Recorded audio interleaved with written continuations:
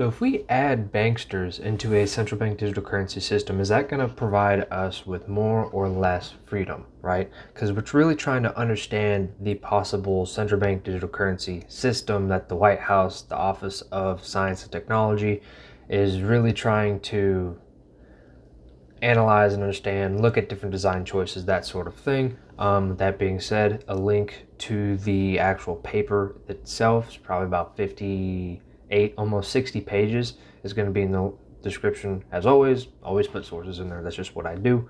But that being said, kind of looking at the pros and cons of adding these banksters or payment companies and that sort of thing into such a CBDC system, right? And so that being said, right, what do I mean? So basically we're looking at putting more intermediaries into a system, having the private sector be a bigger role, right? Play a bigger role in such a system. What does that do to it? And that sort of thing, right? So one thing is it could help provide traditional financial and digital protection, right? Things that the private sector, banks, payment systems, they already do. They are in charge and run and have to deal with certain regulations, a lot of regulations with this sort of thing, with security, privacy, all that sort of stuff, right? That they already deal with. They have experience with that sort of thing. And so if we take them out of that system and have it be done by, say, like the Federal Reserve or maybe a new department of the executive branch, whatever it happens to be. Again, this isn't like this is the system. This is looking at different design choices that we could use to make said system, right? If we take that away, the people in charge may or may not actually have experience with this, right? And depending on your opinion, probably not. But anyways, one thing that could happen with this is with a CBDC, a whole new system, a new industry of private businesses and that sort of thing could grow, right? Could basically come out of the woodworks to fulfill these needs for the system itself, especially if intermediation to a much larger degree is required or kind of incentivized, right? Especially incentivized. That being said, this new industry or whatever could be a part of, say, customer service, remediation, these sort of services to help with this, right? Things that are, and this would be done by people with experience in the private sector who do, this is what they do, right? To whereas people with, say, like the government or Federal Reserve, it may or may not be the case, right? Also, as kind of looking at a different part of this, right? It could also mitigate risks for consumers, investors, and businesses, and probably provide other benefits. So looking at this, right?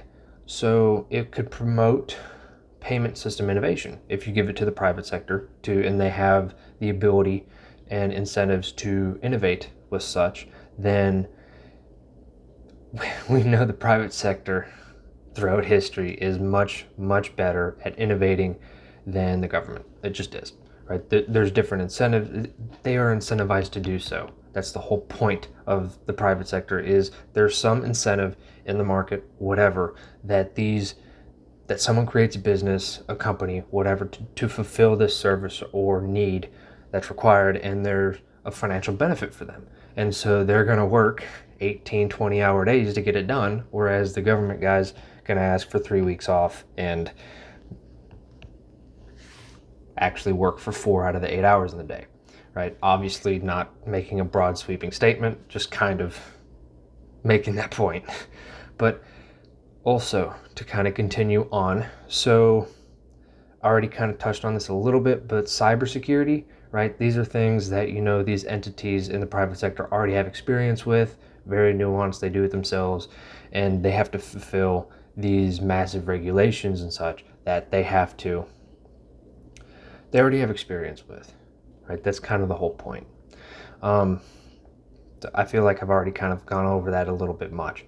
So to continue on, intermediaries can also bear some of the transaction risk, right? To where they're not necessarily, if this is strictly peer-to-peer, as we talked about in a previous video, it'll be as a card at the end of this one in case you haven't seen it, kind of looking at the other side of things with less intermediation in the system, right? So looking at it for this, if we have more intermediaries, they could bear transaction risk, which would basically help prevent like fraud and that sort of thing. They can deal with the anti-money laundering and counter-financial terrorism regulations that you might not necessarily want to deal with. I know I don't. That sounds like a headache, and if you kind of leave it to the government, it may in application be more authoritarian than you would like, right? To say the least. But on the other hand, by doing so, this also gives intermediaries access to more financial data, or it could at least. Again, this is kind of you have to look at the design choices of the entire system as a whole. That's the whole point, right? And so they already obviously have a certain degree of financial information.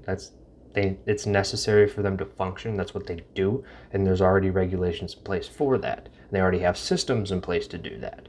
It's just a matter of, would this give them more information, and what can they do with that information specifically? All problems that I'm sure we're well acquainted with, right?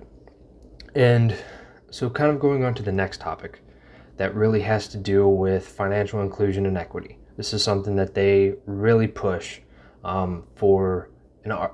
they push as an argument for a CBDC, right? Is it will increase financial inclusion and that sort of thing. And quoting from the White House's paper itself, it would allow for non-traditional, more accessible entities to fulfill various roles, right, in this CBDC system. Now, they don't specify, maybe this is the whole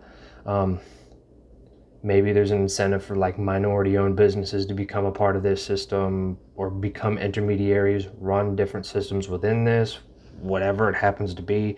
They weren't exactly clear. They're always kind of very broad and general when it comes to this sort of thing. But also looking at how the CBDC system could hurt financial inclusion from their perspective is they say it could increase fees and basically kind of price them out, right? So people who aren't able to afford whether it be like remittance payments as an example.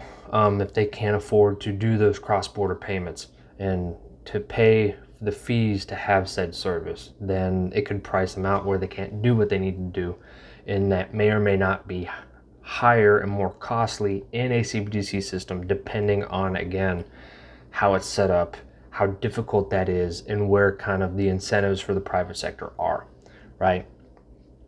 And as a final note, kind of touching on security again, the intermediaries can really mitigate certain risks.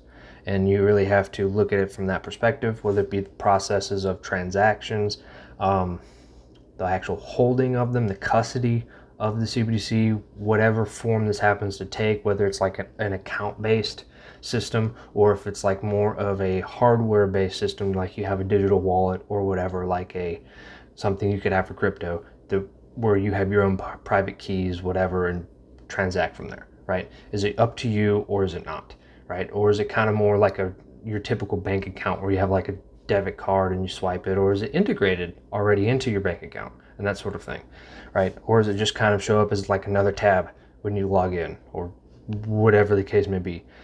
But in looking into this, you have to keep in mind the types of people who are going to use this, right? And so they may or may not be, we'll say, technically inclined to where they can't really do hardware wallets. They don't understand how it works, or maybe they don't even want to try to understand how it works, because you can provide someone with technology like this, but if they don't want to learn how to use it, it's kind of useless, right? And kind of, we'll say, to look at more of the negative sides of this, specifically from a security perspective, is you have these intermediaries, they have they have this control, right? They have certain responsibilities and so on. And this could make them attractive targets for attacks, right? Whether it be like cyber attacks, whatever, to try to get this information, phishing, all that stuff. Whenever you get a job you have to deal with, like don't open certain emails, that kind of thing, right? Whatever it happens to take the form of, right? And so this leads to the problem that maybe some intermediaries with, we'll say, inadequate kind of cybersecurity protocols may or may not kind of compromise the entire system as a whole, which is something you really have to pay attention to if you're going to concentrate this kind of wealth, or I don't really like calling it wealth, but the money, we'll say, using the term very loosely. You have to keep that in mind. So that being said, having more intermediation within the system, and are we okay with giving, like I said, the banksters this increase of power, or giving them an alternative system that they also control, right? Outside of the regular commercial banking system, right? It's parallel, similar. How's this going to go, right? But that being said, can we trust them? Do we even have a choice, right? If they have this amount of power, and again, for a separate system, not commenting on what we already have, right? That being said, in my opinion, I think we can trust them to have their own interests at the forefront of their minds, right? That's how it works. That's how people are. That's how markets work. That's how government works, so on. So would it be better for us if the private sector is going after their own interests, or if we give that power and kind of control to the government instead, right? And obviously there's some blending of the lines there and a lot of nuances. It's not necessarily the point of this video specifically. We'll get into that much more later, much more nuanced and so on. So with that being said, if you want to look at the contrary argument, there'll be a card up in the corner for kind of the pros and cons of having less intermediation, less amount of bankster participation in said system, and looking more into kind of a peer-to-peer sort of component to a possible CBDC system itself. This is something that they talk about, I wouldn't say exclusively, but they do bring it up, right? In terms of the papers and research for a potential U.S. CBDC system, right? So that being said, if you are enjoying these type of kind of deep dives and so on, and really trying to understand and dig deeper and to really understand and discuss the possibilities of a U.S. CBDC system, what design choices would be better, and trying to understand every little aspect of this, please don't forget to subscribe and tell me. Ask questions. That's the whole point of these, right? Is to really try to kind of get the word out in a way, because this is something I'm worried about. I know some other people are worried about it. And so it's really trying to understand every little aspect of this as much as possible, right? That being said, I hope I see you guys in one of the other videos. There'll be a whole playlist, everything, just really trying to understand this as a whole, right? And get it out there. That's the whole point. So I hope I will see you guys in one of those other videos. Take care.